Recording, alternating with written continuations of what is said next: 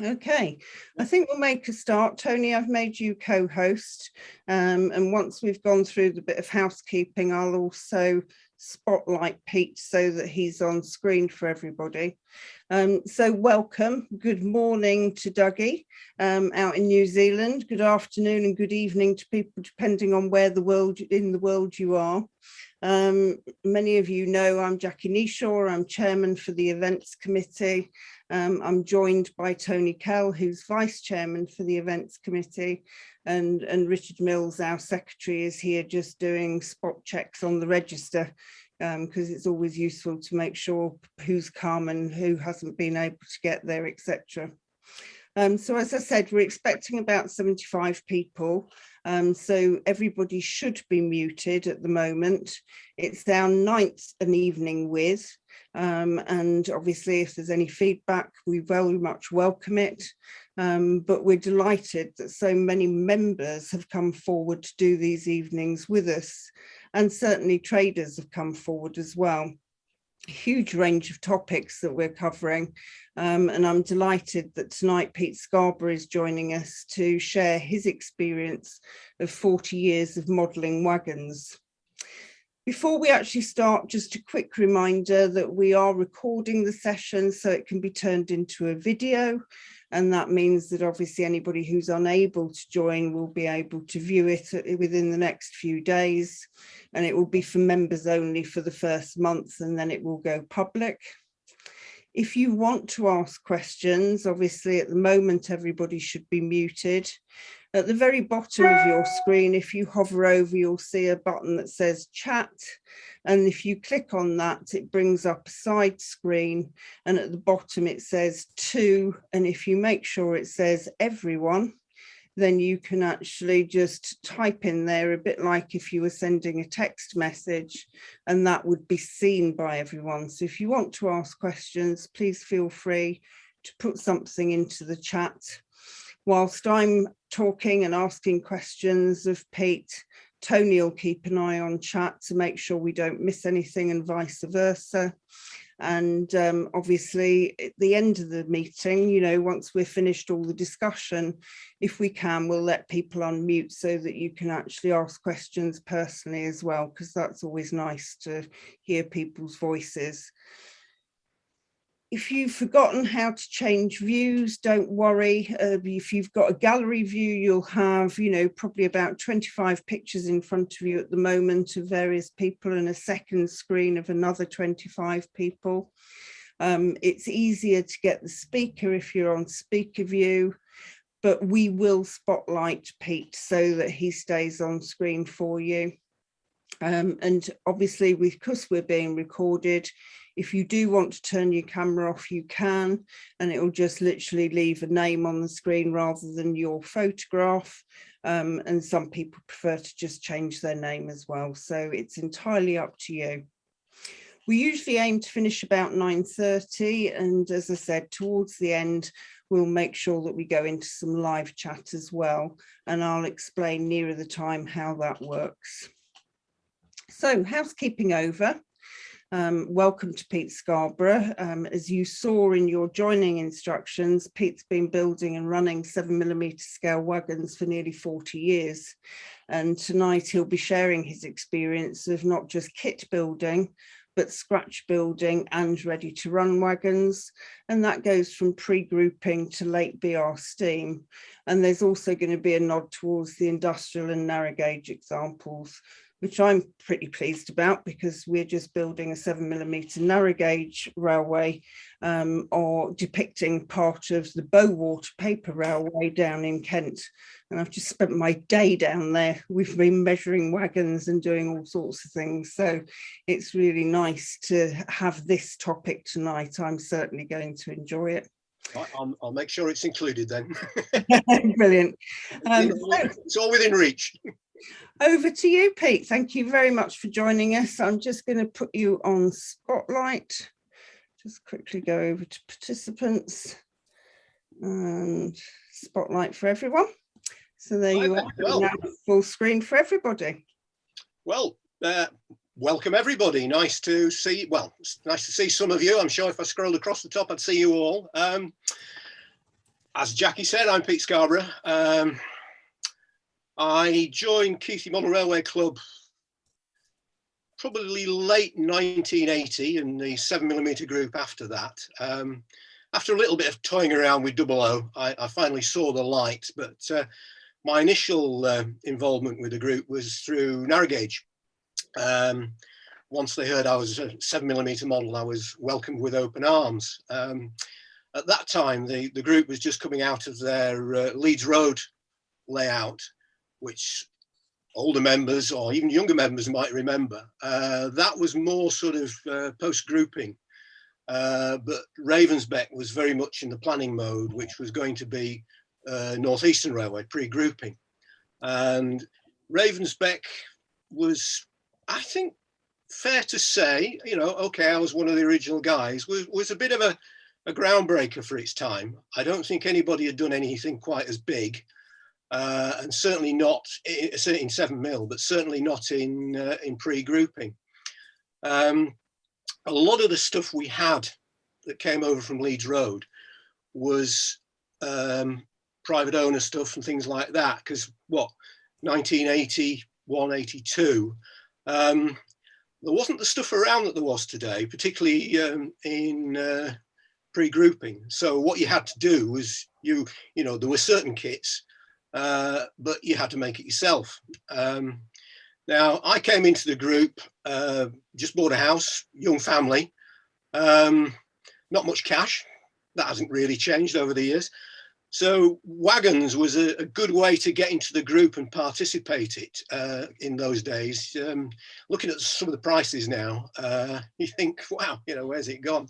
So I think one of my first Wagons is, if anybody recognises that, the old Slaters, Midland. I think this probably was the first one I built. I didn't quite read the instructions. If you noticed, I forgot to put the buffers around the ring around the buffer, sorry, round there. But that's been running around layouts for probably 40 odd years. Really, the Midland stuff was about the only stuff generally available, courtesy of Slaters. There was also the cattle wagon, if you remember. And again, I forgot to put the rings on the buffer shanks. Some of these wagons have been rebuilt over the years, particularly when I've dropped them and had to replace wheel sets, but that's another story probably. There's another one, ventilated van. Now, you can hear that. This was an interesting one because when I built this, we never really had any idea about what the proper weight of a wagon should be. And this always ran, I think it was Mike Marsden's, if you remember the late Mike Marsden, had an LNER, North Eastern Railway 440, very nice model, and a train of about 6 Midland clerestories. And the idea is this would actually run behind those at the head of the train.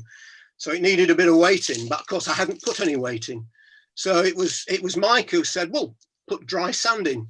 So you drill a hole in there, you put some dry sand in, and you just stick something over there just to keep it in.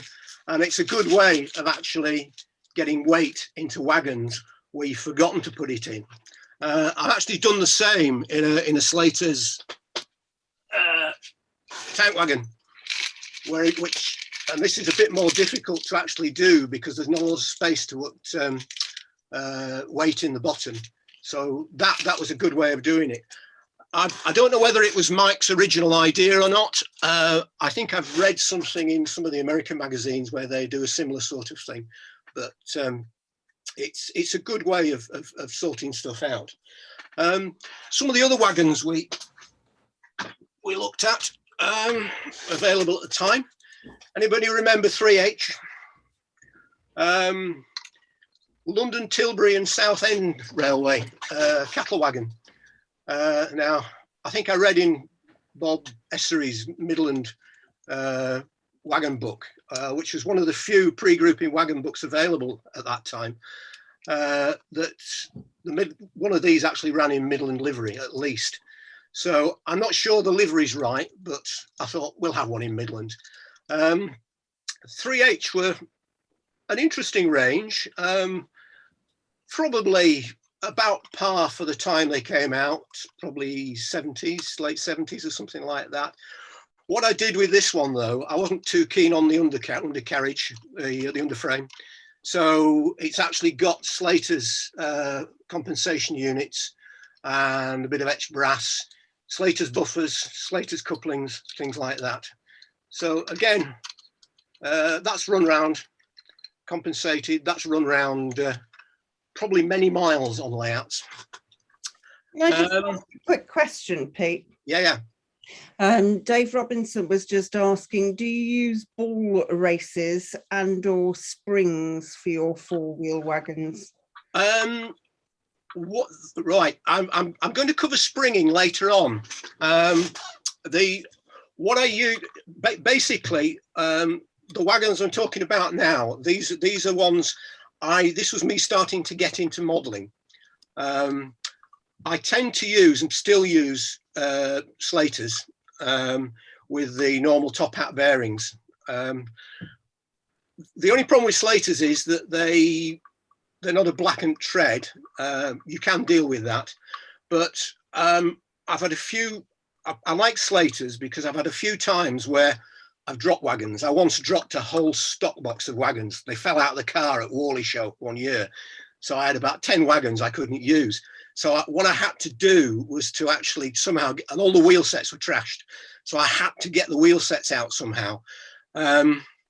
White metal is slightly forgiving, but I just find with the coned, the tapered end of Slaters, they're a little bit easier to get out than something like the Allen Gibson, which are square end.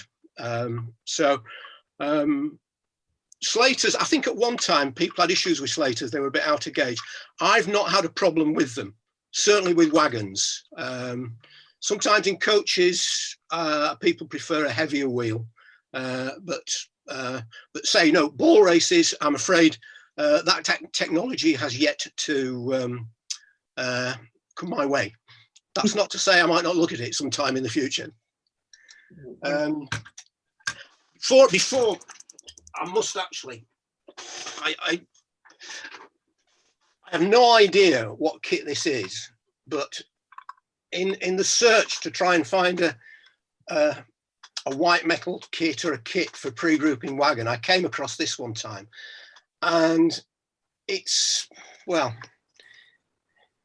probably, you can count the number of pieces in it on both hands. Buffers aren't sprung. The level of detail is a bit, lacking, but somehow I can't bear to get rid of that. That's, it's a reminder of my my youth. What I must also, about the same time, one of the main suppliers of certainly white metal kits were ABS, and it's a shame that range is not available anymore. I don't know what's going to happen since Adrian died, but for those of you who remember, I did actually find in my stash an old AWS wagon, and the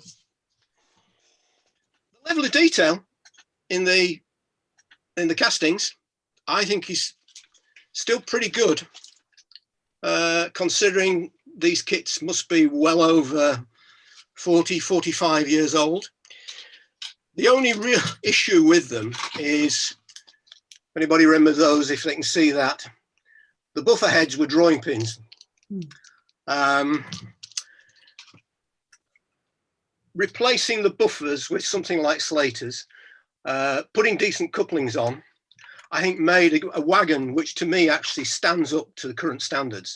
And there was quite a good range of those, and they ran well. They were nice and heavy. One thing you did get with them was a piece of Slater's plastic card planked to actually put on the floor. What I did with that was I replaced it with plywood, because actually there's nothing quite like wood than wood, really. So that, but I think, like say, ABS, I think they stood up really well to the current standards. So we got to a stage, actually, give me a minute, I'm just going to put these back. I was just going to say, my understanding is that a lot of Adrian Swain stuff has moved on, but the people who've got it aren't ready to actually start marketing it yet. So hopefully things will resurface in due course. That will be great, because there's a lot of stuff which we hear about that as masters were done, particularly some of the right line stuff, the narrow gauge, and it's never appeared, which is a shame. So, right, okay, we got to the stage where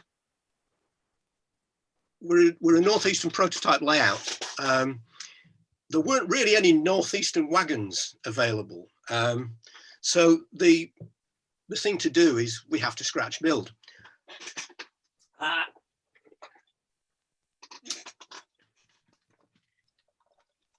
I'll just include this. Is it technically a wagon? It's a horse box, but I include this because this was my first O gauge scratch build, and this probably is about 40 years old. I look at it now and I think, well, you know, maybe it wasn't bad for what I was up to then, but if you can see inside, it's plastic hard. I used plastic rod for the rivets, etc., everything like that.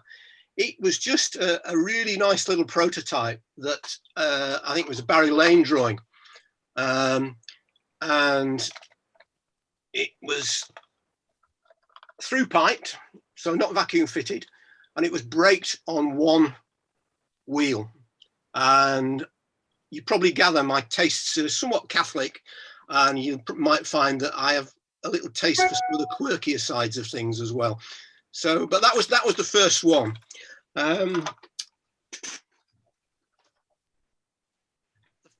first proper northeastern wagon I did was a C10.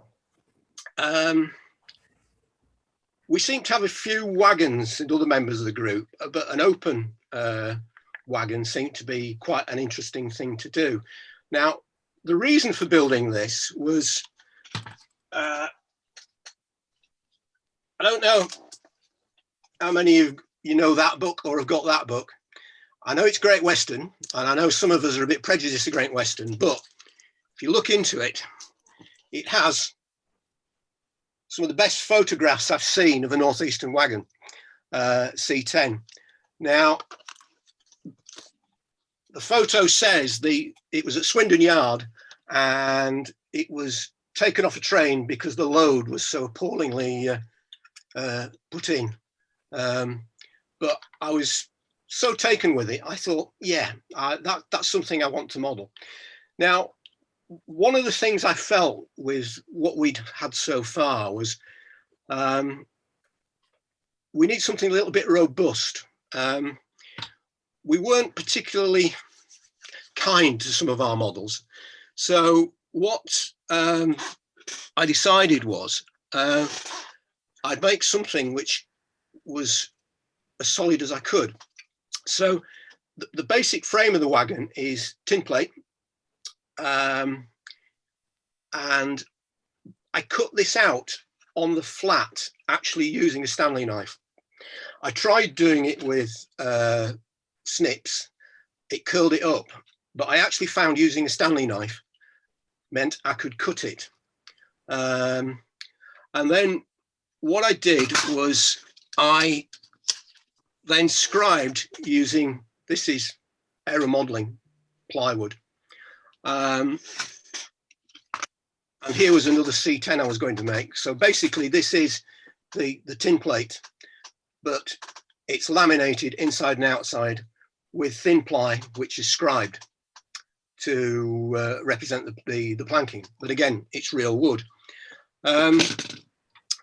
The strapping on the corner, I used copper sheet, which I tapped out from the underside to represent the rivet heads, etc., the bolt heads, all that sort of thing. The underframe in white metal castings. buffers were, I can't remember. They might even be something Dougie provided. But that was my first, what I call proper scratch built wagon. I quite enjoyed making that. Now, we built Ravensbeck, and then we built Runswick Bay, which was kind of more of a shunting layout. Ravensbeck being I suppose a big tail chaser. But on Brunswick, more shunting. We were modelling it on a small station, and originally there wasn't a proposal to have any coal drops, but then the late Jack Bernard, our Jack, who was our layout designer, had found, I think, some really small coal drops at Hinderwell, and said, yeah, we can do this. So somebody said, i.e. me, well, if we're going to have coal drops, we need working coal wagons. To which I was told, yeah, go on then, you sort it out. So this was the result. This was the second attempt at scratch building, but I don't know whether you can see it, but it actually does have opening doors at the bottom. Now, I made a mock-up to try and see how that would work. And in the end,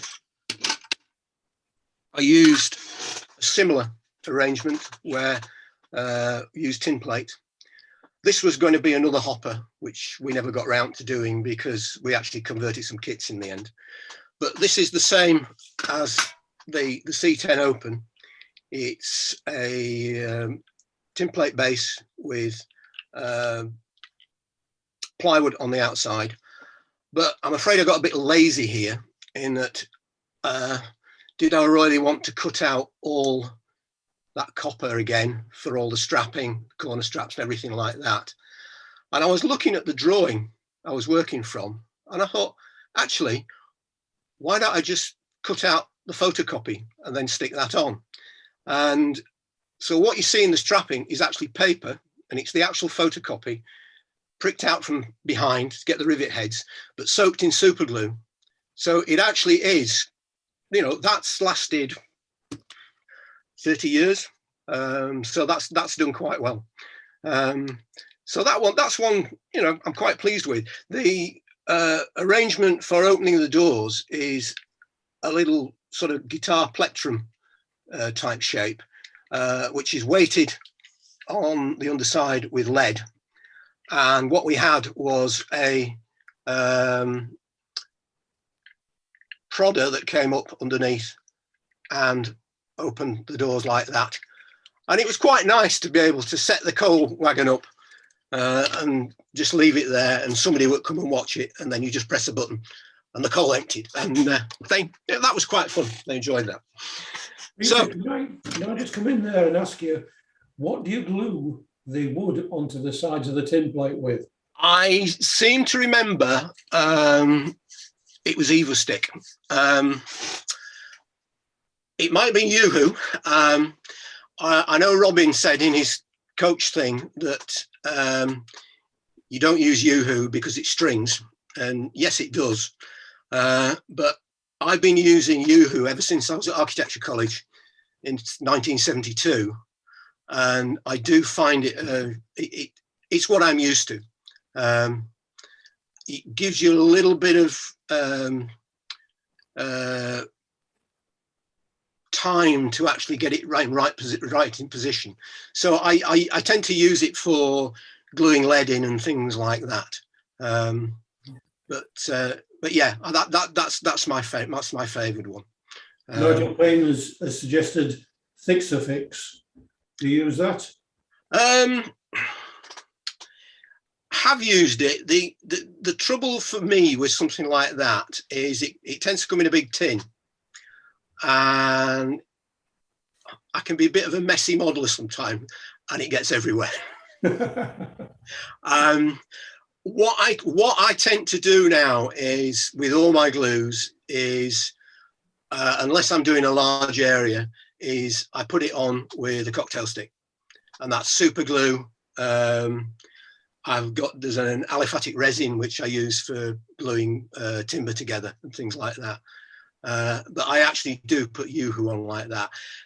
You have got to be careful with the stringing, and I have found when I've painted some wagons, there is that little string running across there, but I managed to get it out.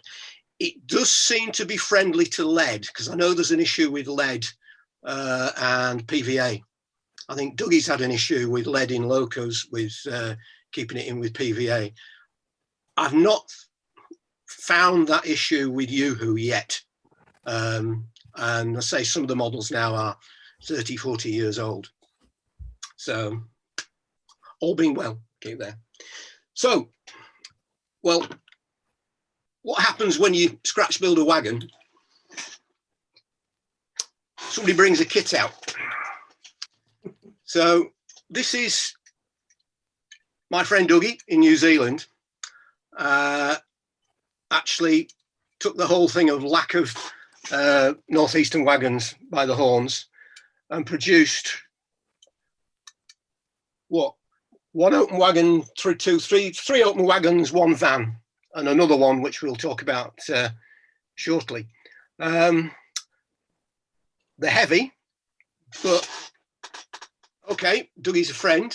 I was involved in some of the drawings with him. We talked it over quite a lot, but I do think they were really good kits. They are still available. Jonathan, who's on there, said he picked up about 3 the other week or month or so, or something like that. There is a nice amount of detail on them, but also what Dougie did was some of the bits were actually cast in a different alloy. So where it was an alloy, where it was a part you had to bend, he would cast that so you could actually bend it without, because one of the big issues with white metal, if you bend it sometime, it just breaks.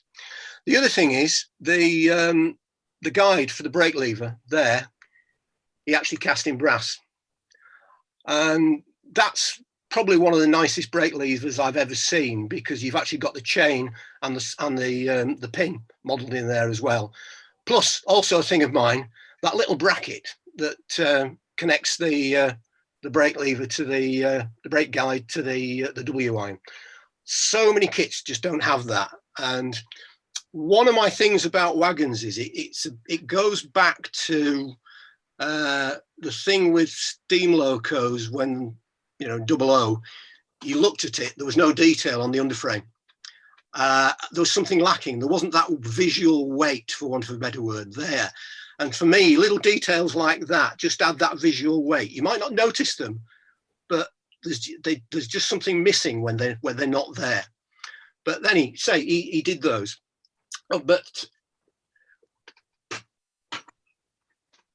that moved on to this. Now, Jackie, if we can do the slideshow. Thank you. When we were building, that's, yeah, number one. When we were building Runswick Bay, we had an ironstone mine. It was a small layout, and one of the things about small layouts is small wagons tend to look better. So we thought it'd be quite nice to actually have some of the northeastern S1 hoppers.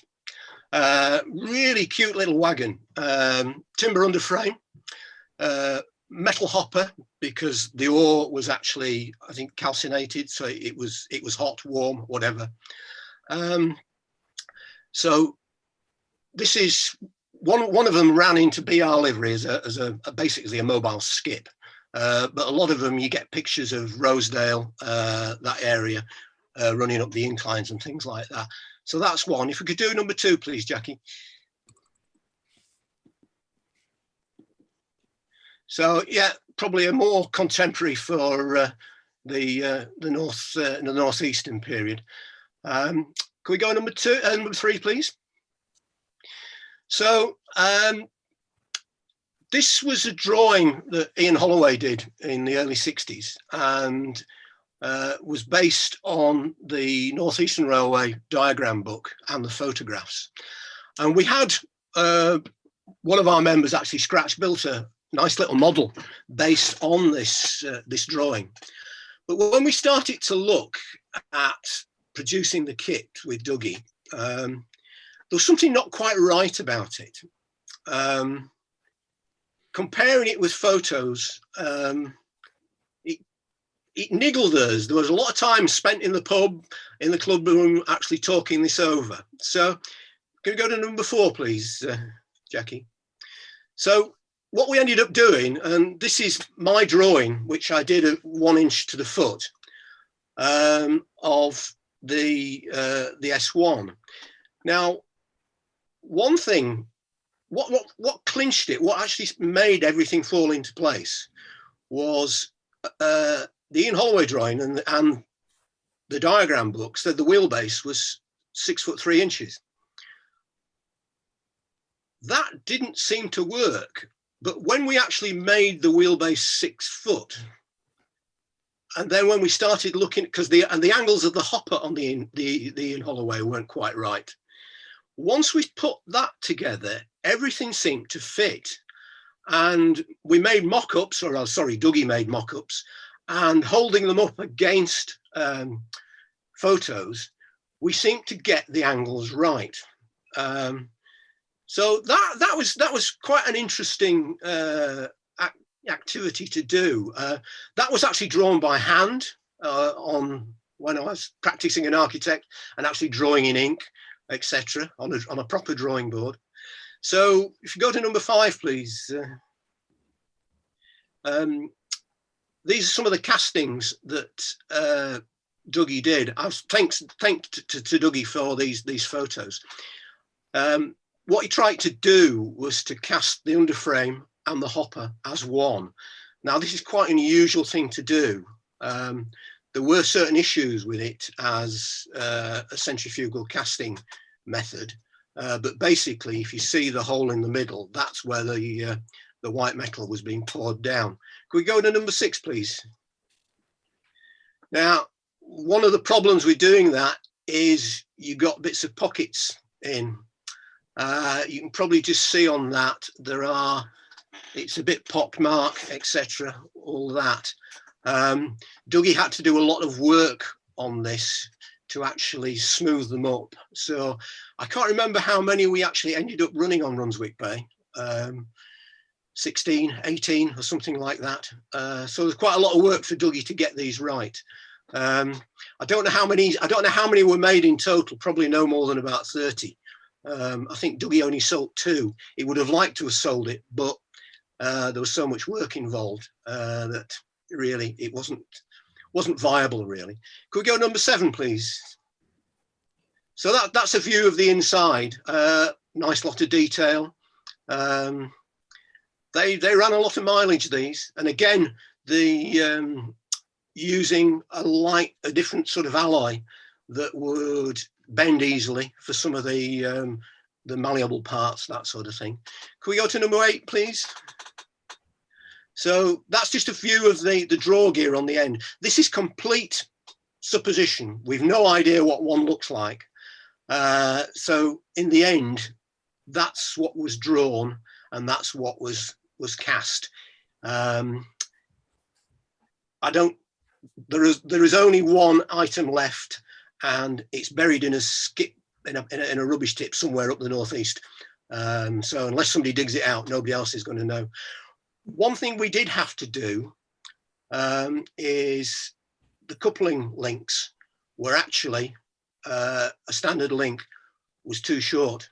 We had to make our own longer links to be able to get around the curves and everything like that. Sorry, there was a query about number 6 then. That's right, yes. Alex was asking, is the number 6 made out of steel or metal? That's white metal. It's white metal, and it's a centrifugal casting method. It would have been interesting to have seen Dougie's masters for this, but I asked him if he could find them, and he's not been able to find them yet. He did lend them to somebody who was actually looking to do a resin casting. I don't know whether that has actually appeared or not. I'm not aware of it. I'm sure somebody will tell me if it is. But yeah, that's solid white metal. To be fair, it was asking a lot of white metal to do as complicated a casting as that. I think it's a credit to Dougie's engineering skills that, you know, we even got something that even with a bit of filling actually looked a really nice little prototype. Yeah, probably the last one, number 9. So yeah, that's just a view on the underside. Nice little details like the monkey tails for the doors on the bottom, and just give Dougie a bit of credit. There's his name on it. But yeah, they were nice little models. I think there is an etched brass kit available of that now, but I'm not sure what drawing it's based on. We'll have to see. So yeah, can we move on to, I suppose it's useful to talk about tools, how we actually make things. I actually... Before you move on, Nigel Payne says he finished painting his Dougie S1 wagon earlier this year. Ah, very good, very good. Went together really well, a nice kit. Yeah, they are. They a compliment to Dougie. In fact, Nigel Payne is holding it up at the moment. Yeah. Yeah. I don't know if anybody else can see that. Looks good. Bit clean though, that's the only thing. Bit clean. Could do with a bit of dirt, bit of grot on it. Sorry, I have a thing about weathering, and it was a bit weird laying all the stuff out to be in hand, and I thought it's all dark and grey. You know, where's the colour in it? But anyway, that was me. No, one thing that I suppose, having gone through an architectural training, one thing I found quite useful is a drawing board. When I was working, I did have, and this is pre-computers now, I did have a large drawing board. I've now got a small parallel motion, which I actually find really useful for, particularly say if materials you want to scribe. I actually take the material, particularly if it's plywood, plastic, onto the drawing board and use the parallel motion and a good old T-square to actually draw stuff out. Because sometimes I find when you're actually putting planking on a material or something like that, if you scale it out, you never quite get all the lines parallel.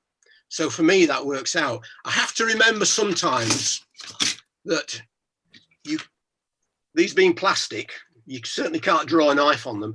But what I have done is put a straight edge like that, and then again, use the straight edge with a knife. And what I use for scribing is actually a standard engineer's type scribe. And I use that for plastic, I use that for wood and everything like that. Other thing I find useful, I have a pair of compasses. I bought these in September 1972. I don't think they owe me anything. I think they're probably going to see me out. But again, a useful piece of kit. You can use them with a divider, etc., and everything like that. But also, because they're adjustable like that, you can actually keep. Something like that to me is a useful piece of kit. I also use templates like that, if you can see it, circle template.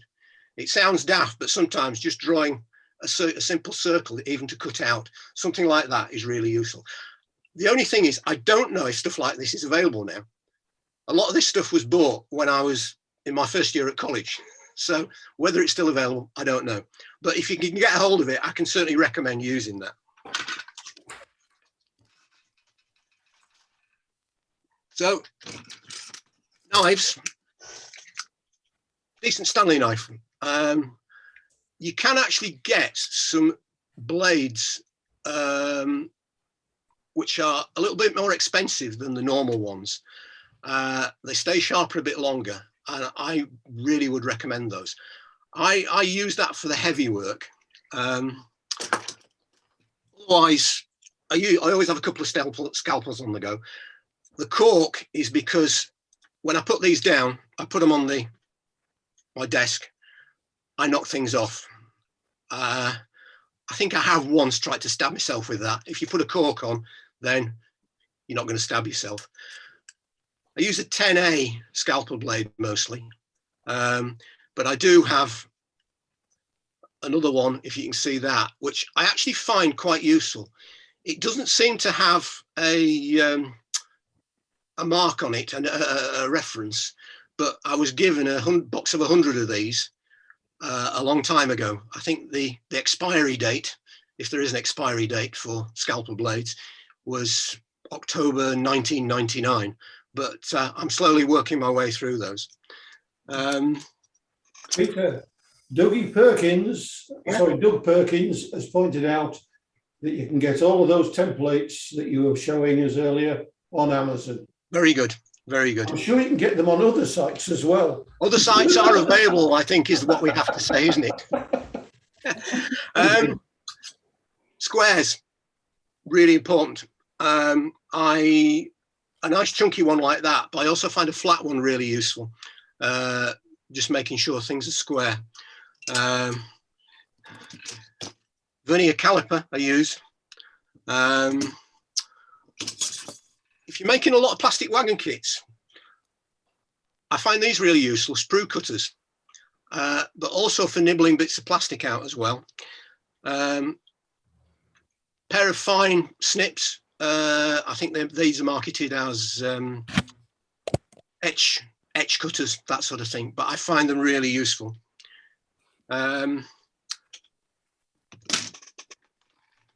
This is an interesting piece of kit. You know, when you get a plastic sprue or a piece of plastic, there's a mold line on it. It works with white metal, it works with other things like that. If you just scrape that along it, it removes it.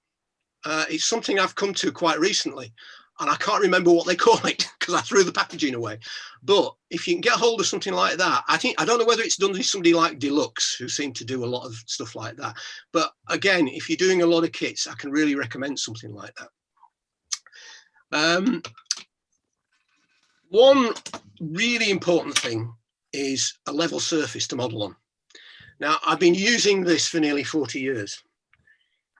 It's 11.5 millimeter bullet resistant glass. It goes back to the days when I was actually designing Halifax building societies, and they put bandit screens up when, and I think this will take something like an Armalite or an AK-47, but actually it's really good level surface for getting those wagons, particularly anything that is solid, not compensated, but even sometimes checking compensated, making everything is level.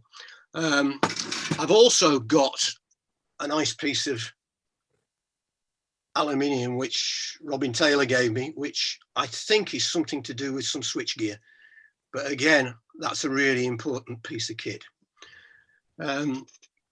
Glue wise, we talked about Yoo-hoo.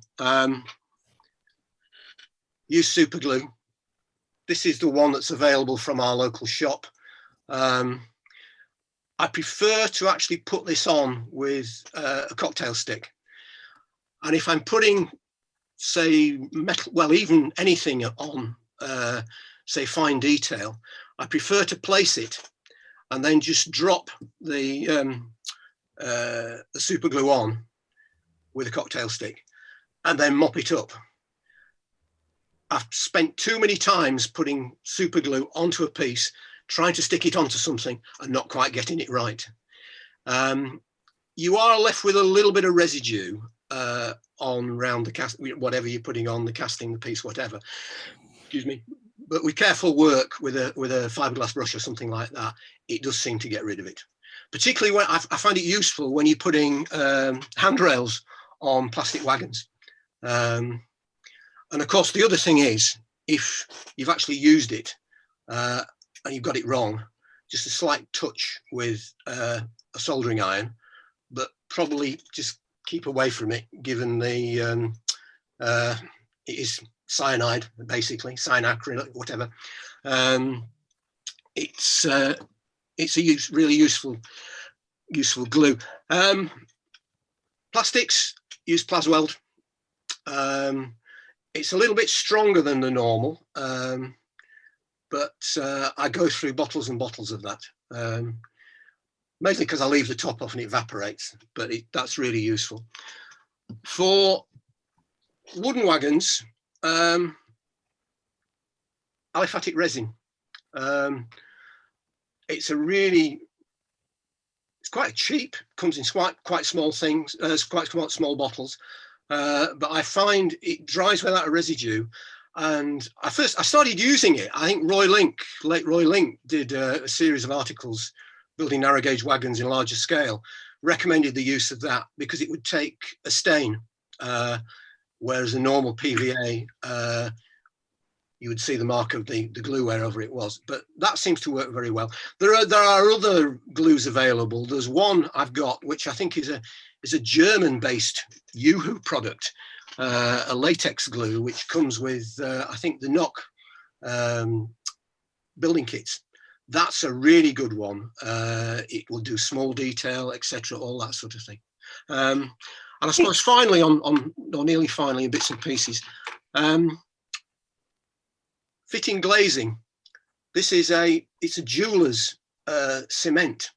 I got this at an exhibition, I think from, I don't know, one of the big traders one time. I've had it a long time, but it's useful for sticking clear plastic sheeting, and you don't get that fogging, you don't get that stringing, things like that. You can actually take, if you do get it slightly over the edge of where you want it, you can, with a cocktail stick, just take it off quite nice and easily. There was just a question about where did you get that jeweler's glazing cement from? Do you recall at all? Now then, I know I've got it from Squires before. It wasn't. I don't think it was Squires at the time, but it was a similar to Squires sort of thing. I do think Deluxe do a similar sort of product, but I would recommend it if you can get hold of something like that. It is a useful piece of kit. It's certainly worthwhile. And of course, actually, one thing, you need a decent pencil, and a pencil sharpener. The advantage of a clutch pencil is that it actually sharpens to a point where you can actually, and whenever you actually use a pencil, you are supposed to turn it like that to draw the straight line. But having a sharpener like this, what I end up is a nice source of weathering powder in the bottom, which is basically graphite. And I use that as a weathering powder, and it's quite good for dirting things. And actually, before I forget, well, no, probably two more things. I think you need a decent base to model on. Obviously, there is cutting boards and things like that. But I find that this is a Pico HO Loco cradle from my other modeling areas, which we won't talk about. But just to put a wagon on top of that, to hold it up while you're working is really useful. You can hold it like that, whatever. I also collect bits of foam, because again, if you're working on a wagon, what you don't want to do is trash all the detail on one side when you go down on the other side. Something like that is actually quite nice and forgiving.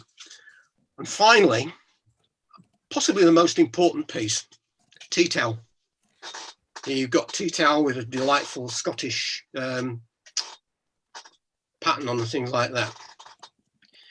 Stick that when you're modeling on your lap. All those little bits you're playing around with, which suddenly spring off and go on the floor that you never find, just go into something like that. Now that's a tip that I first read about on that famous railway modeler and part-time singer, Sir Rod Stewart. He always models with an old shirt on his knee, and it's something I always forget about, and I always remember when I've dropped that little bit on the floor and I've got to make another one because I can't find it. So yeah, get yourself an old tea towel, stick it on your lap. Do it that way. Pete, can you just show us again the product that you were using for the wood, please? It's called Aliphatic Resin. Aliphatic resin. I just picked it up at our local, our nearest model railway shop, which is not that near now, really. Freising Model Railways. Other model shops are available, but it's a nice. What I like about it, it comes in a nice sized bottle. The trouble with a lot of PVAs is they come in dirty, great big bottles. And I think this was about £2.50, £3 a bottle. So I think that was a really useful piece of kit. Brilliant. And the GS Hypo Cement we found on Amazon, Rock Tumble and the Bead Shop. Oh, very good. You know, there are other suppliers available. Yeah. I say I got this because it probably was Squires or maybe Home of O-Gauge or something like that, which is going back a while, because I have had this a long time. But it is a use. I don't think it's cheap, but it is well worth it, I think. It varies from about £5.99 to £7.99 depending. Oh right, okay. I seem to remember paying that probably 15 years ago, where it probably didn't seem that cheap. Peter, and of course, what you got to be careful is what I've just found out is the bottom of the tube is cracked, so I've got strange smelling adhesive all over me, all over my fingers. Peter, Yeah. Going back to dropping things on the floor. Yeah. When you start getting to my age at 75, I can get down to look for the stuff on the floor, but I can't bloody well get back up. Well, so I have like a little buffet that I keep near my bench to give me some leverage to get back onto my chair again, and it really sickens me off when I drop things on the floor. So it might be worth trying the tea towel approach. Yes, I always forget it, and the thing is, it's that little bit, and you know where it's dropped, but where the hell is it? Where's it gone? And I suppose having a neutral coloured carpet as well in here, well, the carpet tiles, so and they creep, so there's cracks. You can never ever find them. No, I know what you're saying. And when you do get down and you're looking for it, you find stuff you lost a month ago. And you thought, bloody hell, I was looking for that a month ago. Yeah, my favourite is axle boxes, trying to change axle boxes. And so you tweak one or something like that, and you're about to fix it, and it pings off. And you've already made 3, so the 4th has gone. So you've got to make another one. And so it gets a pain. So yes, I know what you mean. Yeah. Mr. Jeffrey has found GS Hypo Cement for £4.99 at Squires. So okay, very good price yet. Mm-hmm. And Tony has said Aliphatic resin can be found at various prices on eBay, but now rather more expensive than the price you quoted. So I seem to remember it was about it was certainly under £5. And I think that's particularly done. You might even find that people deluxe do something like that. I don't know.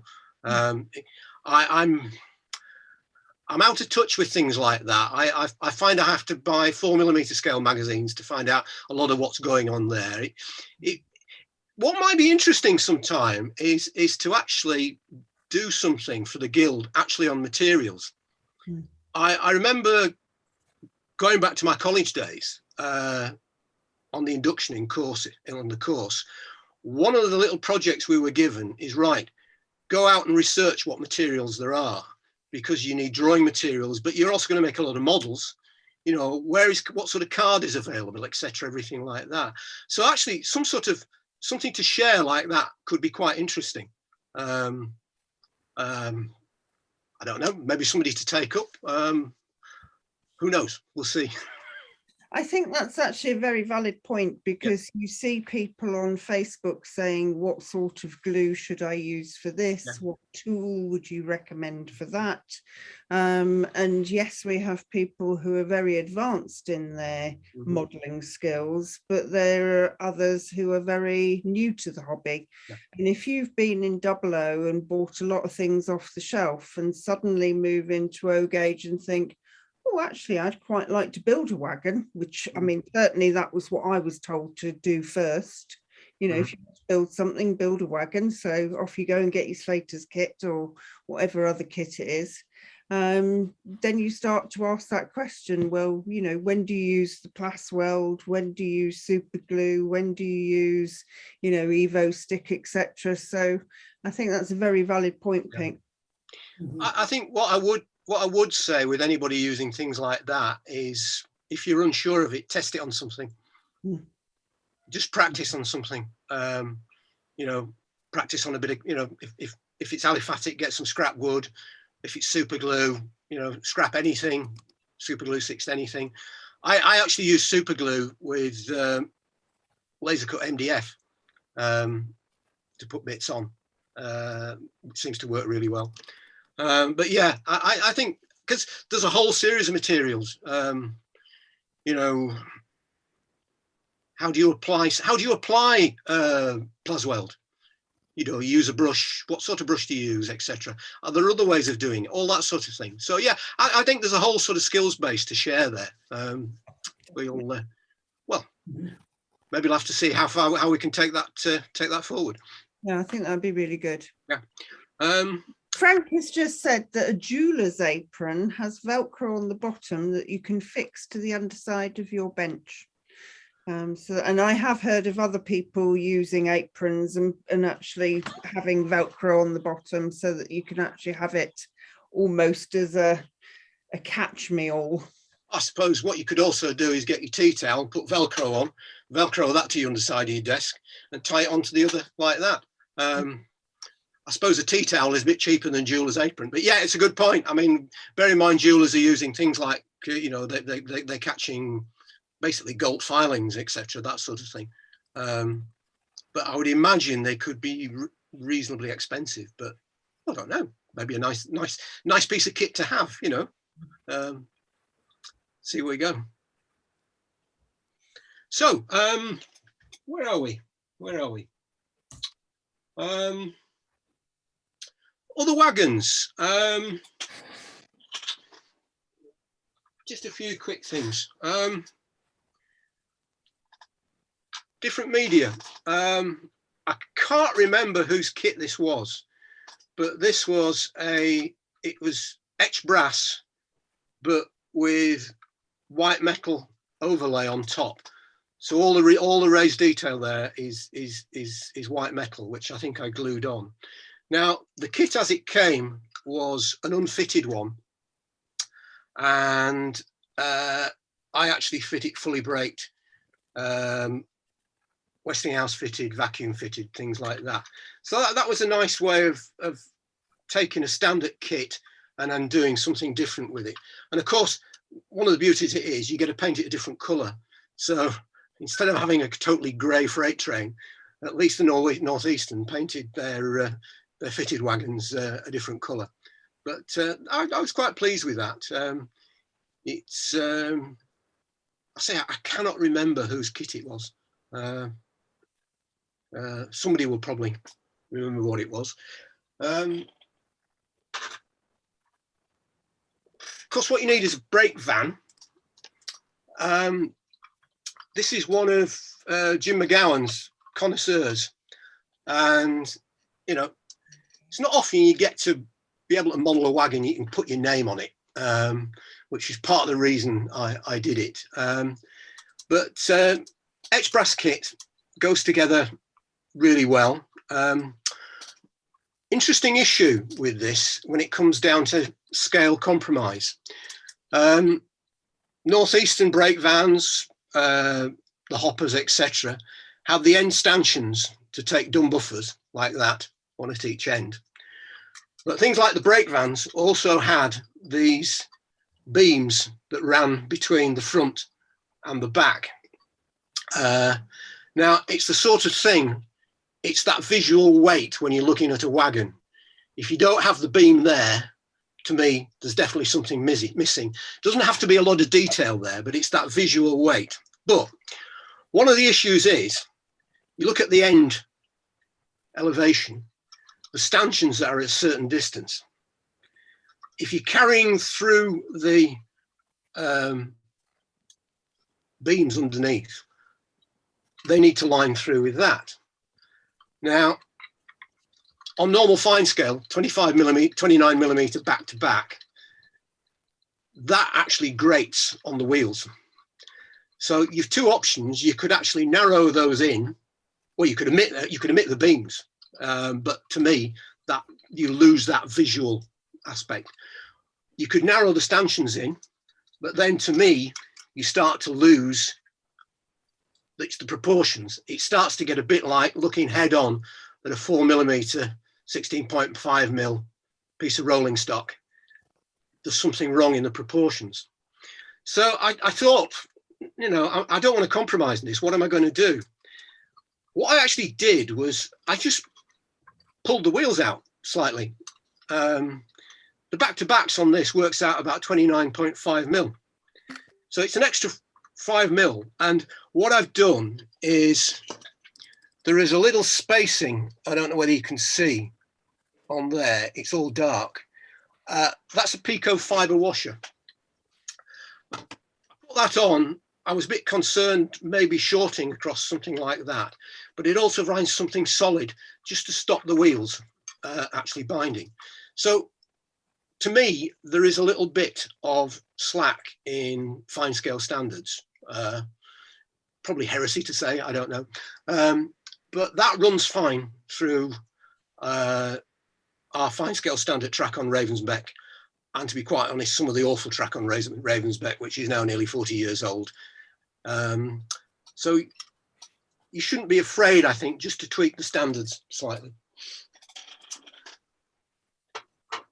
One of the big issues for me when you're assembling wagons is they've got to be square, they've got to be level. Now, Andy Duncan, I've had this Andy Duncan Pantechnicon a long time. Finally got it finished a year or two back. The wagon I actually built probably 10, 15 years ago. I didn't finish it. I think I put it together in a little bit of a hurry for a guild show where we took Brunswick Bay. Of course, it didn't run well. And if you look underneath, if you can see why, the axles aren't square. And one of the things you really need to make sure is those axles are square to each other, which is where things like this come in. It doesn't matter if your body isn't square, but those two axles need to be square. So I'm going to have to try and take that apart somehow to get that to run.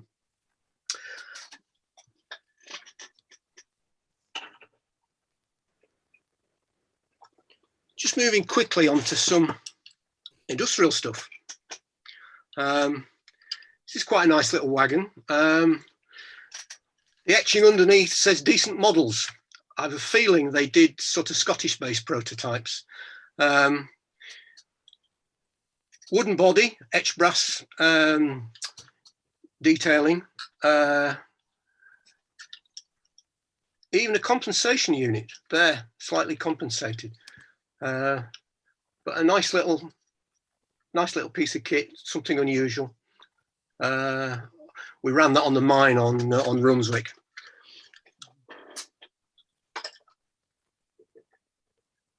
Another piece of industrial kit. I always like to put stuff in wagons. I think particularly with open wagons, they can be a little bit sparse. And bear in mind, with O gauge, most of the time you're looking down on it, which is why I think roof detail is quite important sometimes. So you're looking into things. I know there's this whole debate about what height a layout should go, but I think generally in O gauge you are looking down on it. Again, I can't remember who the manufacturer of this was, but what I did with this was, I think it came with a plastic floor, but what I decided to do was to actually do copper clad, and so I could solder the sides and ends to it. And I also thought, well, let's have a play with the coupling. And I've done this on a few scratch built wagons as well, the C10. So it's actually kind of the prototype type of thing. You just put a piece of brass there and a rod, so the springing is like that. So that works quite well. Another little quirky prototype, little brake van. I think this is an incline van. Some Welsh prototype, but I've done it as a private owner. But you know, had great fun modelling it. Is even the remains of somebody's breakfast on the plate there. I don't know whether anybody ever notices that. So, in terms of actually putting wagons together, one of the things I didn't mention when we originally put stuff together on Ravensbeck was Slater's actually made probably the one northeastern wagon that was available, the Slater's P7 hopper. This is one I built in lockdown last year. I got rid of my northeastern ones, and I decided I wanted one in BR livery for the end of steam stuff I'm doing. Now, the P7 is, how long? I don't know. It must be 40 odd years old as a kit. Quite a nice kit to put together, nicely detailed, nice fittings, nice etchings, etc. The only issue is, and here's one I broke earlier, is the inside, there was no detail. It's just a flat sheet. And also the bottom is quite basic. Fine if you're actually filling your wagon full of coal, but I fancied something, no, I wanted an open wagon. So what I did was I rebuilt the bottom. This is the LNER built version, but I rebuilt the bottom. I tried reusing the original base like that, and I spent a very frustrating afternoon carving it up, but it didn't work. But in the end, putting that together just gives that little, well, to me, that bit more sort of depth of detail inside. Also, I put the strapping inside as well. I didn't go as far as actually putting the bolt heads or whatever, but just having that little bit of detail. What I did with the planking inside, I scribed it with the scriber, and then I went over it with a saw just to get that little bit of grain detail on it. A scalpel, started carving it around like that. Again, something you can practice quite easy. Then rub it down with very fine emery paper or crocus paper with really fine stuff, and even using a fiberglass brush. So that works really well, and I think you can get a nice result. One thing I like to do, I mean, with a coal wagon, it's really got to be weathered black inside, something like that. What I like to do with timber is actually just dry brush it with Humbrol gunmetal, which is a tip that came out of Martin Welsh's Art of Weathering book, which is you know, every modeler should really have access to that. You know, there's a lot to go in there. It just adds that little bit of sheen you get with weathered wood, and it works really quite well for me. So actually, I think it was Nigel that mentioned one when I said I was going to do this show. What about springing a P7? Because this is built actually to go, it's level like that. What I tend to do is, when you're actually fixing plastic axle guards, I tend to fix 1, 2, 3, and then tack the 4th one, and then check it for level, and then move as necessary. What you don't want, and actually glue the 3, but don't let the glue harden that much. I think what you've got to remember with plastic art sometimes, if you want something that's solid, you can't rush it. You might need to stick something, you might need to leave it overnight. That Pete saying, do a spray or brush paint your wagons. I do have an airbrush. Unfortunately, my modelling room is not conducive to spraying. I am in the process of acquiring a man cave outside, and the spray booth will have to move out there. What I do at the moment is I spray. I have 3 sprays, all rail match, weathered black, frame dirt, and roof dirt. And I tend to spray. Actually, before I forget, I use Halford's acrylic primer. So I tend to spray the underframe, weathered black, the interior if it's a coal wagon, and then what I do is I brush paint the body colour. Try and use a relatively new pot of paint, and I use the largest flattish brush I've got. That to me seems to, with the amount of weathering I do, that actually works quite well. I mean, just to digress slightly,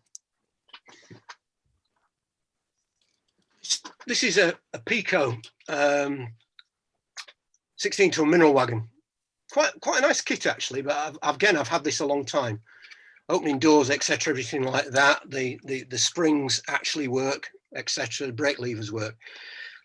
I finished this based on an article I read in something like the old, I think it was in Dave Lowry's days when he was doing your model railways or something like that. And it was how to weather a wagon. And you actually sprayed it with cellulose. Unfortunately, I've lost the article. I'd love to find it again. But you actually used black cellulose spray. Now, you're not supposed to spray cellulose on plastic because it melts. But what they said is if you just quickly do it, it dries before it has a time to actually eat in the eat into the plastic. And then what you do is you spray on some rust colour, etc., things like that, whatever you want. You put your body colour on. You then put your transfers, decals, whatever you call them on, everything like that. And then what you do is you take mech pack and you start putting mech pack on it. And what the mech pack does is it actually takes off the enamel paint and in bits, but it doesn't eat into the cellulose. Now, I've only done this once, and I'd like to say I've forgotten the technique, and I think that's how I remember it worked, but I'm not sure you can actually buy cellulose paint now, certainly from Halford's. But that's how I paint. Weathering wise, I've got another wagon I can talk over with that probably in a minute. I mean, just going back to the compensation, the springing on this. That's pretty level. What would be an interesting experiment would be try to use Slater's sprung axle units on those, which is what I've actually been playing with on this. If you can see, if you've ever used them before, Slater seem to do a variety of types. This is the BR standard one. It's actually great in a standard BR van because instead of putting the W irons onto the pips on the inside of the sole bar, you glue the etched brass W irons into the same holes. so it actually works quite well. The only issue is you've then got to find springs to actually to go in there, and usually what that means is having to carve up the springs that are on the original W lines. That's why having something like a sprue cutter comes in quite useful. You can actually carve stuff out of the way. So this is a standard Slater's meat van, which I decided to convert to an ale van, Park Royal Brewery, Guinness, near Paddington. And just to show it's how easy it is to cut things out, patch things up, spray over, something like that. One thing I do with a van is I do find if you're picking it up a lot, there's a tendency, if you're not careful, it squashes it. So I like to put a bit of reinforcement for while I'm working on it, just to get that little bit of more stability. So also, if you're looking in, you can see the lead in there. What I like to do with lead in a van is actually put it so it actually bonds the sides, the ends, the floor together, if you can, just to provide that little bit of extra. What else is there on this? Yeah, axle boxes. Never throw anything away. You're merrily doing a conversion based on a photo, and then you suddenly notice that the axle boxes are different.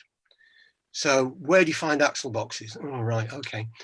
So you spend a couple of hours trying to modify some axle boxes, and while you're going through your spares box, you suddenly find exactly the axle boxes you need. And these actually came off a Parkside hopper wagon, but they seem to be perfect for the photograph that you need. So yeah, so standard Slaters. I like to do all the detail underneath because I don't know, maybe I'm a bit autistic that way, but I actually enjoy putting things together like that. They're a lot of fun. Before you move off the underframes and wheels, Sorry, Duncan's mentioned that he uses the Slater's 71540 compensation kit on his P7s. right? Yeah, I mean, I've used compensation. This is a 6-wheel brake van, northeastern brake van. There's one fixed unit underneath and two compensation units underneath there. I always try to thinking on it's the 3-legged stool principle, isn't it, when you're actually looking at compensation. I know you can actually put 2 fixed units in and have the middle one like that, but I felt that one fixed, one slightly wobbly, the middle one really wobbly. I've pushed it around Ravensbeck and it seems to like that. So I think it's actually nickel silver. So actually, interesting question to come up. Weights. How sad is this? I've actually weighed quite a lot of wagons.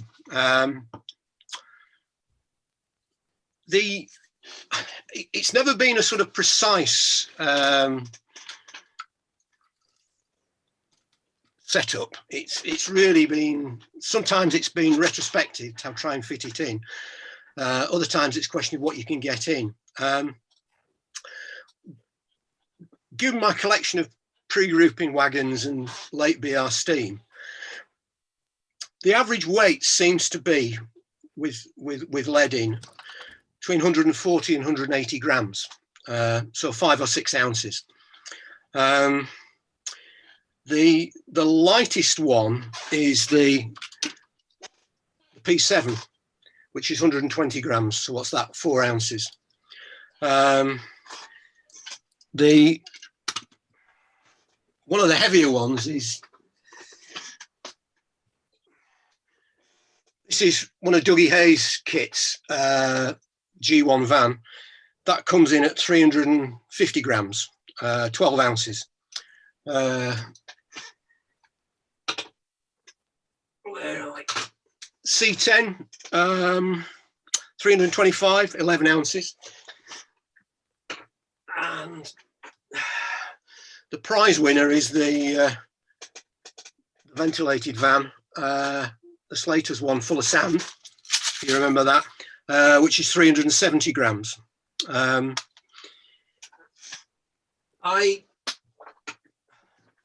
have a few ready to run. Dapol Conflat, 150 grams. Some Dapol 16-ton minerals, 120 grams. A Dapol 5 plank, 120 grams. Also a Helgen catfish hopper, 130 grams. So it seems, and all of those weights, they've run fine in trains. So the 350 gram one will run with a 120, 151. Okay. So it seems to me 150 grams is about, in my experience, for what I've built, gives a standard result. Anything less than that, maybe there's issues it falling off. I think the Americans, the NMRA, have a standard which is so many grams per length of wagon plus so many ounces. Again, that's maybe an interesting standard for the gilt to consider. How heavy does a wagon need to be? It does seem that the ready to run ones are in the 120, 150, and they seem to run fine. So, 150, 120 at the minimum, if that answers that question. How are we for time? Well, we're at an hour and a half now, nearly. Okay. Just going to quickly, I'm conscious I want to do some narrow gauge. In the quirkiness, this is something that I've been playing with recently. This is laser cut MDF, done by a guy on Anglesey. 16 mils is the name of the firm. This is the Seaham Harbour cement van. And when I saw it, I thought, as a garden shed, I just got to have one. There it is compared with a normal wagon. As it comes, the bolt holes are actually cut in as a whole. So what I've done is I've actually put rivet detail, the Grant line, or I think it's Tichy Trains do rivets and bolt detail. Put that in. Put some extra bits on the outside there. It actually runs on MDF bearings. Now this is not intended to run a lot, so I'm actually going to keep that. But I've put the keeper plate in because I want to be able to take that off to paint it.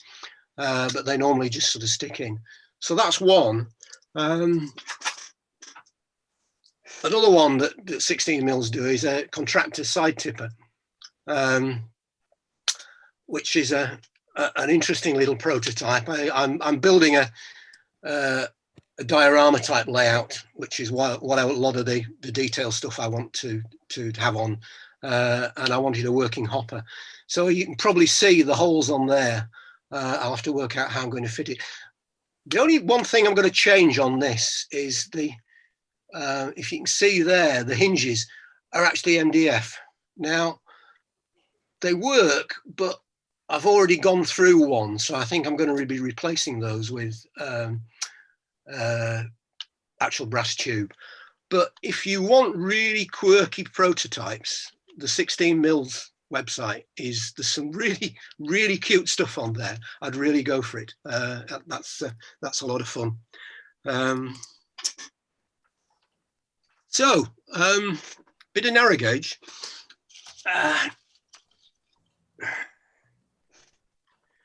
What I'm looking at is a 14 mil narrow gauge layout as part of the diorama. This is a, it was originally sold as part of the Royal Link range, which is now available when they're in stock on the Narrow Planet site. This was an absolute pleasure to build. It really was. It's laser cut ply. It comes in 3 different layers where you sandwich the glass and everything like that. Whoever put this together actually must have built it. They knew exactly what they were doing. The doors are actually 3 different layers, so you can actually slide in channel and everything like that. There's a the interior detail I put in, but there is a layer of planking inside, etc., everything like that. So it's a Hudson mobile workshop. So really nice piece of kit. And I think 14 mil gauge, I think it's one of those gauges that it's a bit on the edge. I think people try to promote it, but there's not a lot available. And I don't know. I think it's a nice size. What's going to be interesting is the locomotives that I want to run this, which are literally about that long. I want to do as radio controlled. And I know I can do this because I've actually met someone who has done a lot of radio control stuff. And if you know the HOF, the Bush Feldbahn stuff, he has managed to battery power radio control a loco which is that long and runs on 6.5mm gauge. So if he can do that, then I can do it on 7 mil. So that's a nice little piece of kit.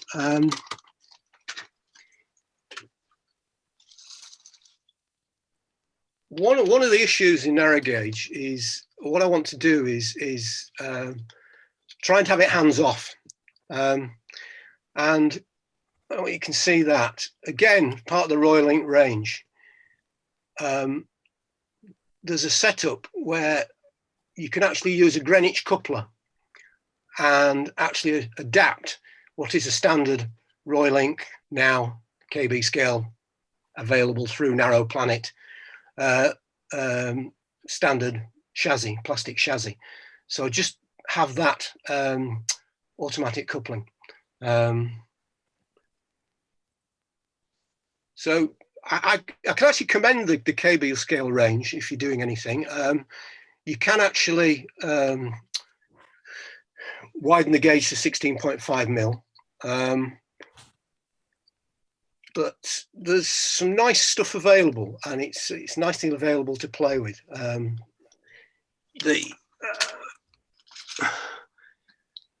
Nice little wagons like that. They need a bit of weight in them, but they're well thought out. They go together really well. The only other thing I've got to hand is a narrow gauge box van. I think this was actually a kit that was marketed through the 7 mil Narrow Gauge Association. I think it was done for them by a guy in America called, I think, Mineral Valley Tramway. And again, it's laser cut ply. The door mechanism is a little bit crude, but it's a nice little prototype.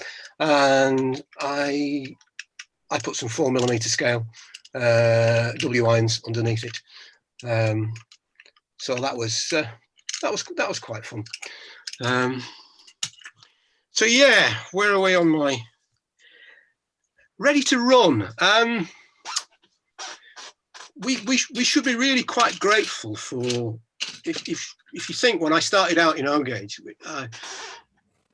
can you imagine what's ready to run now? I mean, it's what was slightly gobsmacking this year was you can actually buy a ready-to-run Northeastern Railway wagon in the Dapol salt wagon, which I gather has gone around the world. So we should be grateful for the traders who put their money where their mouth is, and anybody who produces things like that. I mean, I remember having a long time ago having a conversation with Andrew Burnham, editor of Continental Modeler, and we were talking about Pico kits or something like that. When Pico originally did that, I think the two, or certainly one of the wagons, the tooling costs were in 5 figures. Now you've got to sell a hell of a lot of wagons to actually get the money back on that. So what's interesting is you can buy a Dapol 16-ton mineral for £43. Compensated, sprung buffers, couplings. The only disadvantage, I would say, is the interior, quite blank. I debated what you might be able to do with that. Could you actually put a laminate, a layer, paper, plastic card? I decided no, it's going to, there's going to be issues. It would crinkle, etc., everything like that. So I don't know whether you can see, it's just about possible to scribe a doorway or some of the openings in there. So question is, do you buy a Pico wagon at 45 quid, which I think you can get them at now, or do you buy, and then you've actually got to build the thing and paint it, or do you buy one ready to run? I think the thing is you do both. If you want to build up a lot of wagons quickly, you're running long trains, yeah, go these ready to run. I do think you need to do some work to them, but if you're only building a few wagons, why not enjoy yourself and actually do something like that? Can have quite a lot of fun putting that together. Plus, you're able to pose the detail, and I think the finer detail on some of the kits can be a little bit better than some of the ready to run. But we should be thankful for the ready to run people.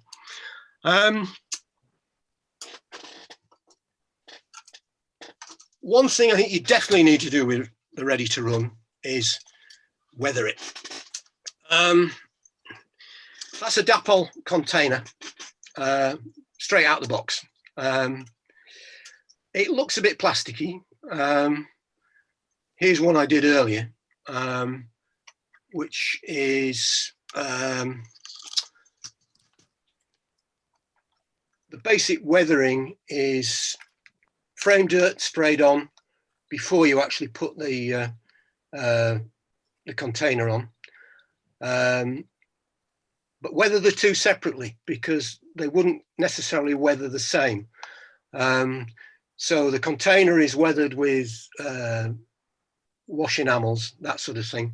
I think they're AK ones that I use at the moment, the ones I've got in. You can get various dust effects and things like that. One slightly niggling thing with these is when you actually get it, that's the roof. Now,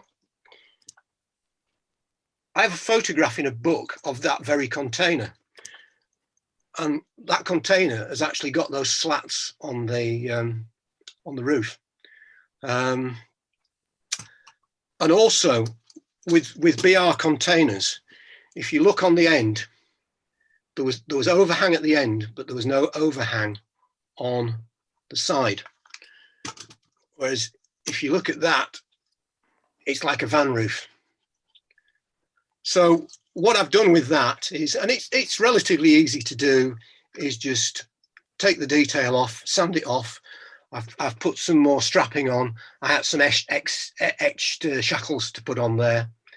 And yeah, I mean, the actual holding down shackles on the Dapol, they're a bit flimsy. You know, they do break if you're not careful, but they're actually really nicely modelled. And 57 quid, ready to run. Okay, a Slater's, which okay, is a slightly different beast with 8 brake shoes. He's wagon, container, shackles all separately. Probably cost you about 55 quid. But yeah, I think it's something worth doing. We've had a Here question. from Nigel for you, Pete, just Yep. saying, do railway companies paint the inside of open wagons, or should they be left as plain timber and weathered?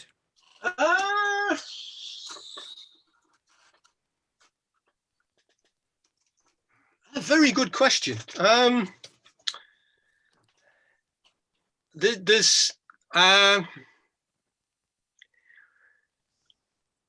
if you read the books, they do say a lot of it was unpainted. Well,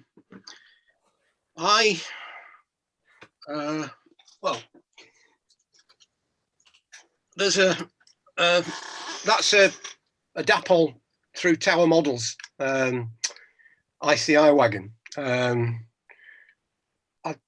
found a picture in a book of one of these in 1962 in Edinburgh, and I thought, wow, that'll be interesting. As it comes, it's sort of a yellowy plastic, but I suppose that because you put lime in it, it would probably bleach it, so it would be a natural wood. If you look, there's a very good website. I'm sure people know it. Paul Bartlett's Wagon page, where there are they tend to be post 1923 wagons and BR wagons, but there's a lot of interesting views there. Steel wagons seem to be unpainted. Coal wagons, black, rusty, etc., things like that. I think wood would weather down if it was unpainted, or it would get worn, etc., all that sort of thing. I tend to, I'm not sure this was right, but with Dougie's C10, if you can imagine that, I painted the inside in a sort of wood colour, but I surmised that the metal bits would actually be painted the body colour. Unfortunately, we never got any colour photos of pre-grouping wagons. So I don't know. It's an interesting one. Certainly coal wagons, I think, would take on that sort of coal dust figure, so you couldn't tell whether they're painted or not. But like I say, I like to do that sort of sheen with the what is it, gunmetal metal coat to dry brush it, because I think that gives a nice finish to wood. But yeah, well, I'm not far from the Worth Valley Railway. I must go and be a sad person and look in a wagon again sometime. Unfortunately, this last year, it's been quite difficult being able to look in wagons and things like that. So Nigel's kindly put, for everybody's benefit, the link there for Paul Bartlett's Wagons page. So if you've not looked at it, please do, because there is some fascinating stuff there. I mean, a lot of it is sort of 1980s, 90s with wagons in quite sad condition. But what's important is there's a lot of detail there, and there's quite a broad prototype range, and it's actually quite difficult finding decent photographs. I mean, you know, we're quite well served now with like the Bob Essery Midland Wagons, which started off. I think most companies now have a wagon book, but when we were starting off, there was very little there. And unfortunately, a lot of the photographs are black and white. But I think with the Paul Bartlett, if you actually look at the colour photos, although it might not be the actual wagon that you're modelling, you will see how a colour you could extrapolate from a black, for me, you could extrapolate from a black and white photo how it would actually appear in colour, just by looking at, albeit, you know, how paint weathers on a different type of wagon, if you're with me. I mean, just where.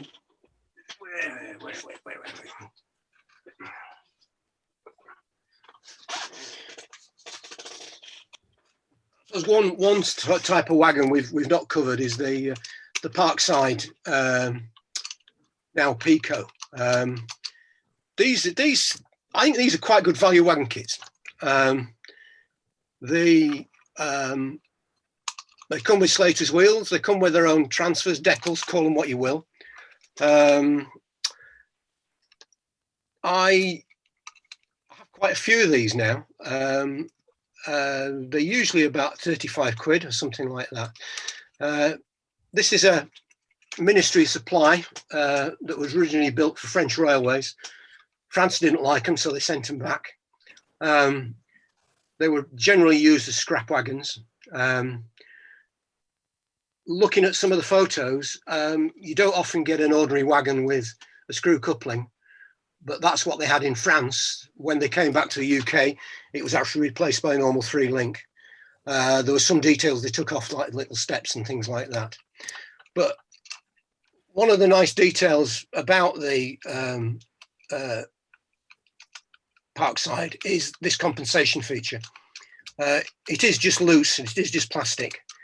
It does work pretty well, unless you're like me, you manage to glue it up sometimes.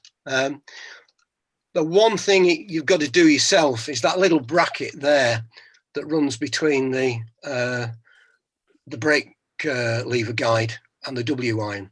And I find this is a lot on particularly plastic kits. You've got to put that on. And again, for me, it's something that if you don't put it on, it's something, somehow something's missing. But again, this one was weather black spray painting, primer. The actual rust weathering I did on top of the body colour. I used paint with weathering powders. Again, based on photographs, there are one or two colour photographs from this, and again, you can extrapolate from a black and white photo. But that was playing around with trying to get something. The load, I think, is quite important. What I tend to do is I put the load together loose. I get it how I want, and then I photograph it, and then I glue it in. Rather than try and glue it and get it right, I like to play around with it and get it as I want it to look. And I find that works a lot better for me. Again, this is a Parkside. What you found with coal wagons in particular, they weathered slightly differently to normal wagons because they tended to go under coal washers. So again, what I did, the weather black inside and outside, you can do a bit of rust. I don't know whether you can see it. And actually a bit of the gunmetal metal coat just to burnish it up a bit. But then what I look quite closely because there are quite a few colour photos you can find of wagons like this. And what I've done is use a variety of neutral washes, but the main weathering is brush painted weathered black. And what you do is you put a bit on, you let it dry a bit, and then you get the cotton buds out and you start to always working down or with a brush, almost, getting to a dry brush. Then leave it 24 hours. And then you come back and you do a little bit again. And what I find best doing with these is to probably maybe have 3 or 4, half a dozen on that go at the same time. And don't try and do it all at once. Do a bit, look at it, leave it 24 hours, come back, look at it again. And I find over a week, it might take that long just to build up the layers, but eventually you get something that you're quite happy with. I've got about 5 21-ton hoppers to do next. So that's going to be interesting. I'm going to try a bit more interesting stuff with the weathering. But yeah, Eco Parkside, really nice. I never noticed this type of wagon before. And suddenly, every photograph I find, there might be loads and loads of these in, but there's always one of these, right up to the end of steam. Again, ran in France, so I'm being a bit of a Francophile. It's something I had to have. What have we covered? Have we covered everything? We're probably up with time now, aren't we? I've probably talked too long.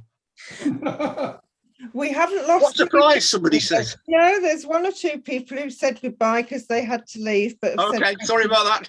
So, no, I think we probably ought to wind up just so that people can have the rest of the evening, or in Dougie's case and others' cases, they can enjoy the rest of their day or afternoon. But it's been very, very interesting. Yeah, really, really interesting. Any questions? Any further questions from anybody? Have you done any articles? I did an article for the latest Welcome to O-Gauge, the introduction to new members. I appended it to the my CV. It was part of the joining instruction. Yeah, it was basically building the Slater's LMS brake van, but it was something Charles Aldroyd asked me to do, and the idea was to do. There are any number of articles about 7, 8, 9, 10 pages long about building wagons. What was wanted was something concise, 2 pages maximum. So that's what I did, and a lot of my techniques are in there. So that's all I've done so far. I did the articles on Runswick Bay that went in Railway Modeler 1994 when it was, or something like that, but that was a general article. There's a question asking if you've done any tank wagons, Pete. I have. Where's the tank wagon gone? There's the tank wagon. Yeah, Slater's. Really nice kit. I wanted something that was grotty and would actually sit on my little diorama layout. And this has been in the building for about 15 years. I only finished it. I think it was a lockdown project I finished, but a really nice little kit, sprung, really nice underneath, under frame. Get the technical term right. But I think I said early when I actually did it, I didn't weight it, so it's actually got sanding. If you can hear the rattle. Again, you can buy some very nice, ready-to-run tank wagons. If you want a full rake, yes, do it. If you want something nice and quirky that you can play around with yourself, and I think with an eye for fine detail, that's a really nice kit. Not necessarily the easiest one to build because the tank comes in 3 parts. So you've got to be able to actually marry three parts together. But with a little bit of care, you can actually do it. One of my next projects, I think, is going to be a Slater's LMS 6-wheel milk tank. That's another project. I did notice on RM Web an article, somebody building that with the tank. They actually, for a filler, they basically made a a liquid plastic. They dissolve plastic in Plasweld. I think it was Plasweld because that's the stronger one, and then spread that on as a filler, but that acts as a glue. And apparently you can actually sand that.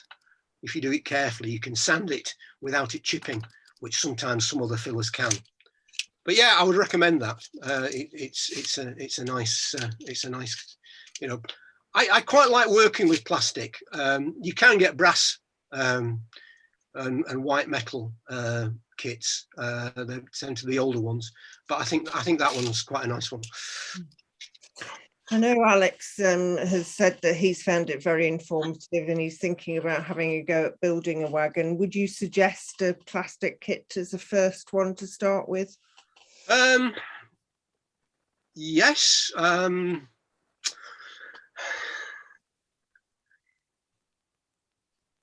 I would, yeah, probably one of the parks. Well, depends on your prototype, really.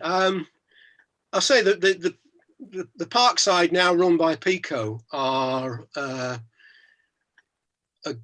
comprehensive kit. They're ready sprung. You don't have to, you know, as long as you get the axles square, they sit pretty level. That's probably a good one to start. I have to say, I don't think they're probably as well designed as Slater's. Some of the Slater stuff now, Slaters have started using, they used to use an etched brass coupling hook. They now use a cast brass one, which again has that little bit of extra visual weight to it, which I think works quite nicely. I would take a plunge and do it, yeah. Slater's van, whatever. Give it a go. It's probably white metal is white metal's a I don't know. I think you need to practice a bit on white metal. I quite like white metal wagons because one of the issues is you get something like that and you put it together, and if it's not quite square or flat, what you do is you just physically you bend it, you tweak it till it sits. So that can be quite forgiving. I have to say all my white metal kits were built using not a temperature controlled iron. I just used my ordinary 40-watt iron, make sure it was probably just white, so it wasn't on completely the hottest temperature, and then just ran it down the joint. I do have a temperature controlled iron now, and it's a lot easier. It takes a lot of the angst out of it. If you can find a wooden wagon kit, wood is quite nice to work. I do like working with wood. Even scratch building. I think Derek Mundy did quite a nice article on timber wagon scratch built in the Gazette 1 or 2 issues ago. It's he pays your money and takes your choice, I think. But yeah, plastic's probably as good as anything to start with. It probably requires the minimum of tools, I think. As long as you get a good craft knife and use a decent glue. Use a liquid glue with a brush applied, and probably have a range of brushes as well. I think sometimes you need a big brush to get some of the joints, but with some of the smaller detail, that can actually flood and start to melt some of the detail. But yeah, just go for it. Brilliant. Anything else? Yeah.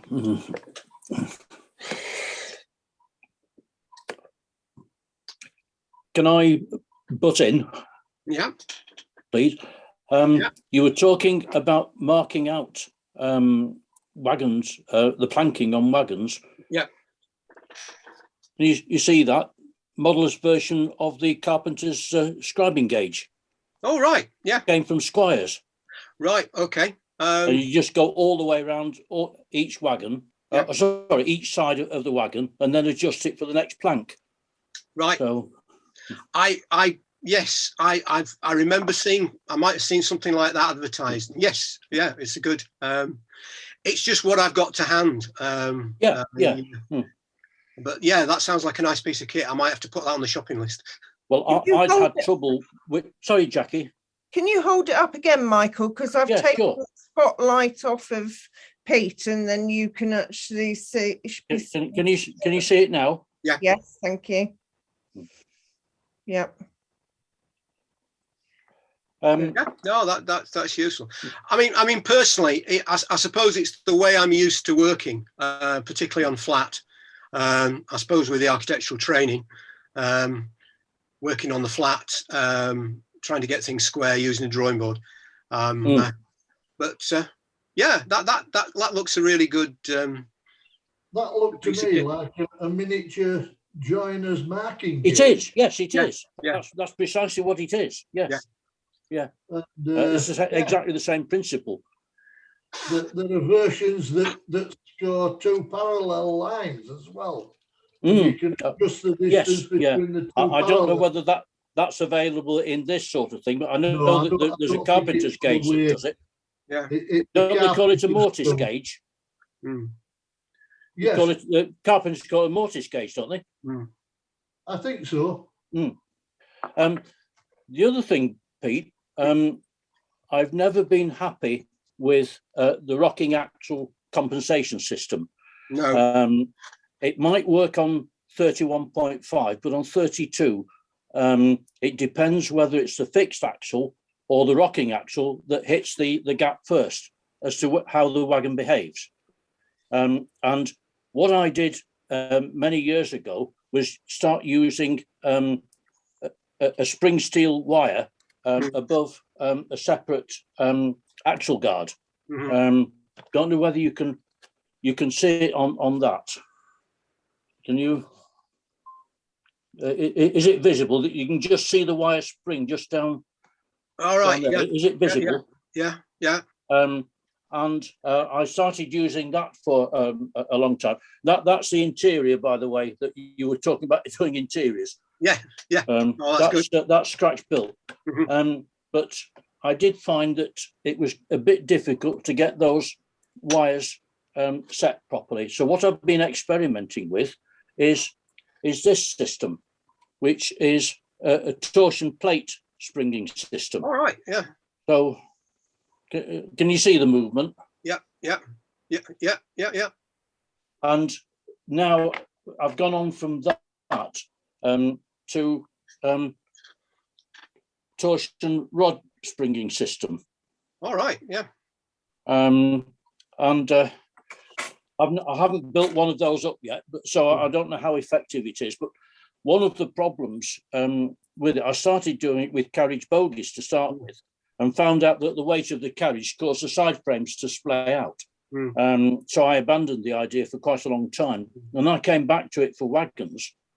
And I use, if it's a wagon, say a fitted van where you've got to fit brake gear and all sorts of other stuff under it, then I make the torsion plate of 0.3 nickel silver and wide enough to attach the some of the fitted brake gear to it.